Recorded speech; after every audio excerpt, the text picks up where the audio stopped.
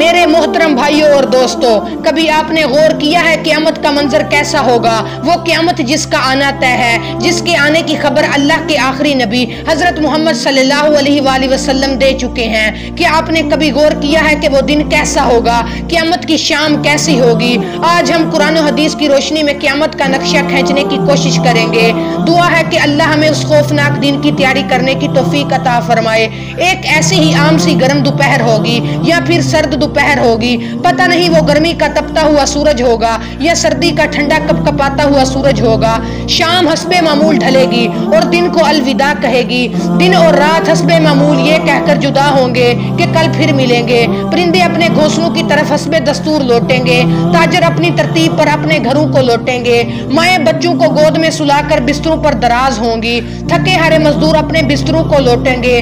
बादशाह अपने तख्ते शाही पर दराज होगा। वजीर अपने तख्ते वजारत पर दराज होंगे। पुलिस वाले अपनी चौकियों पर पहरा देते ये सोच रहे होंगे कि कब सुबह होगी तो मेरी ड्यूटी बदलेगी और दूसरा हवलदार आकर ड्यूटी देगा। किसी के घर में मेहंदी लगाई होगी, सुबह बारात आनी है और किसी के घर में बारात आ चुकी होगी और अगली सुबह वलीमा होगा। कहीं पर रात को दुकान मुकम्मल हुई होगी और सुबह को दुकान का इफ्तिताह होना होगा। किसी का रात को घर मुकम्मल हुआ होगा और सुबह नए घर में मुंतकिल होना होगा। ये सारी हस्बे मामूल की वो बातें हैं जो आज के दिन में किसी न किसी जगह हो रही होंगी और क़यामत से पहले की शाम भी बिल्कुल आम सी शाम होगी। ऐसी ही एक शाम आएगी, होले होले और धीरे धीरे आएगी, फिर सारे आलम पे छा जाएगी। फिर सूरज इसी तरह हस्बे दस्तूर अपने चेहरे से नकाब हटाएगा और आलम से अंधेरे को जुदा कर देगा। कव्वे आंखें खोलेंगे, मुर्ग अजान देंगे, बुलबुल का नगमा होगा, कोयल की कू कू होगी, चिड़ियों की चहचहाहट होगी। झरने इसी तरह अपने पानी के साथ बह रहे होंगे। सब्जी लेने वाले सुबह सुबह सब्जी मंडी को जा रहे होंगे और काम काज वाले गाड़ियों के अड्डे की तरफ जा रहे होंगे। ड्राइवर अपनी गाड़ियां ठीक करवा रहे होंगे। माएँ बच्चों को स्कूल के लिए तैयार कर रही होंगी। कोई मक्खन का पेड़ा निकाल रही होगी तो कोई रोटी पे मक्खन लगा रही होगी और कोई पराठा तवे पे डालने लगी होगी। दुकानदार ने दुकान खोल ली है, ग्राहक ने कदम आगे रखा तो दुकानदार ने मरहबा कहा।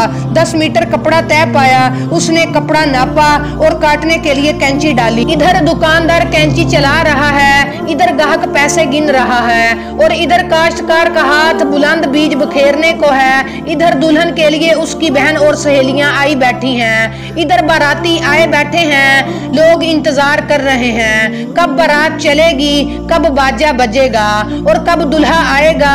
ऐसा ही एक आम दिन होगा और हस्बे मामूल के काम जारी होंगे। हस्बे दस्तूर दुनियावी मामलात भी जारी होंगे और अचानक से एक हैबतनाक आवाज आएगी। वो आवाज इतनी खौफनाक होगी कि उस आवाज को सुनकर दुकानदार के हाथ से कैंची गिर जाएगी, ग्राहक के हाथ से पैसे गिर जाएंगे, काश्तकार के हाथ से बीज गिर जाएगा, दुल्हन के गजरे टूट जाएंगे, मेहंदियां गिर जाएंगी। दुल्हन अपनी जान बचा कर भागेगी, दूल्हे को अपनी बारात और अपनी दुल्हन तक की याद ना होगी। लड़की वालों को मेहंदी और जेवरात में सजी हुई अपनी बेटी याद ना होगी तो लड़के वालों को घोड़े पर चढ़ता हुआ दूल्हा भूल जाएगा। मरासियों को अपने ढोल भूल जाएंगे, सियासतदानों को अपनी सियासत याद ना होगी, हवलदार को अपना पहरा भूल जाएगा। वो खौफनाक आवाज पूरे जहां का कलेजा चीर देगी। इंसान का कलेजा तो है ही छोटा सा, कुरान के मुताबिक वो आवाज इतनी हैबतनाक होगी कि उस आवाज को सुनकर जमीनों आसमान के कलेजे फट जाएंगे, पहाड़ों के बहते हुए चश्मे खुश्क हो जाएंगे, माँ के हाथ से नवाले गिर जाएंगे जो वो अपने बच्चों को खिला रही होंगी।